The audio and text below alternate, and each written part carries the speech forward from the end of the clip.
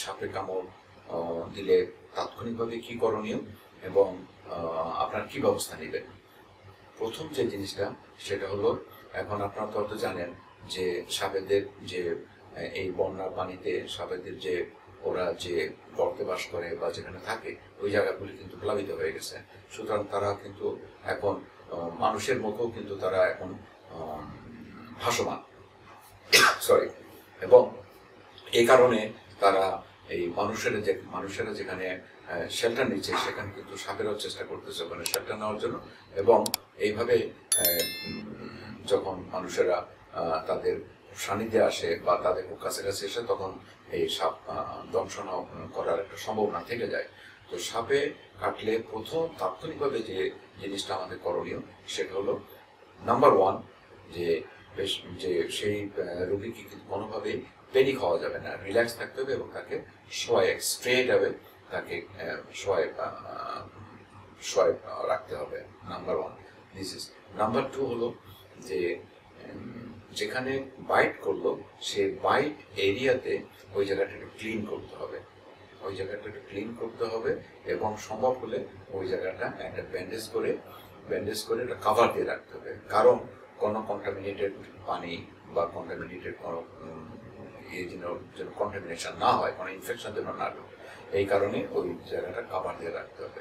Number 3 যেটা, কখনোই ওই জায়গাটায় যে ট্রেডিশনাল যে বাইট ঘিরা দেওয়া, যেটা মানে বাইট করা, এইগুলি কিন্তু ব্যান্ডেজ, যেটা টাইট ব্যান্ডেজ, এটা কিন্তু কখনোই করা যাবে না।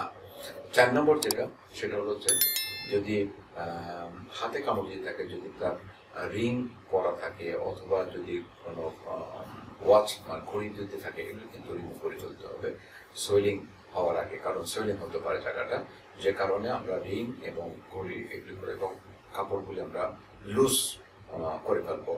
আর 4 নম্বর যে জিনিসটা সেটা হলো রোগীর ভাইটালসগুলি আমাদেরকে একটুখানি দেখার চেষ্টা করতে হবে যে তার শ্বাস নিতে কোনো কষ্ট হচ্ছে কিনা, কোনো জায়গাতে কোনো ব্লিডিং হচ্ছে কিনা, তার কনসাস লেভেলটা ঠিক আছে কিনা, এবং পালস রেট, যে নাড়িটা দিকে দেখতে হবে যে ঠিকমতো চলতেছে কিনা।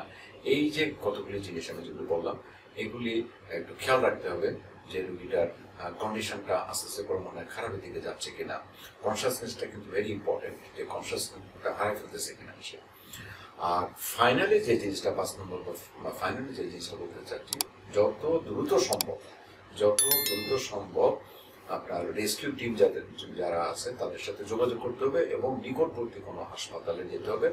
অ্যান্টি রেবিস যে স্নেক ভেনম, যেটা অ্যান্টি ভেনম, এটা যত তাড়াতাড়ি সম্ভব এটা নিতে হবে, এবং যত বিলম্ব করা যাবে সেটা কিন্তু রোগীর জন্য তত বেশি খারাপ হবে। সেই কারণে আমরা অবশ্যই দ্রুততম সময়ের ভিতরে আমরা নিকটবর্তী স্বাস্থ্যসেবা কেন্দ্রে আমরা রোগীকে নিয়ে যাওয়ার জন্য চেষ্টা করব। তবে 2টা জিনিস করা যাবে না, সেটা হলো আমরা যেটা আগে বলতাম যে যেখানে বাইট দেওয়া হবে ওখানে টাইট করে বেঁধে বাঁধা বা এই জিনিসটি কিন্তু করা যাবে না। নাম্বার 2 যেটা ওই সময় আমরা অনেক সময় ওঝা টুজা যারা সাপের বিষ নামায় বা এরপরে তাদের কাছে যাওয়া বা তাদেরকে খোঁজ করা, এই জিনিসটা কিন্তু কখনই করা যাবে না।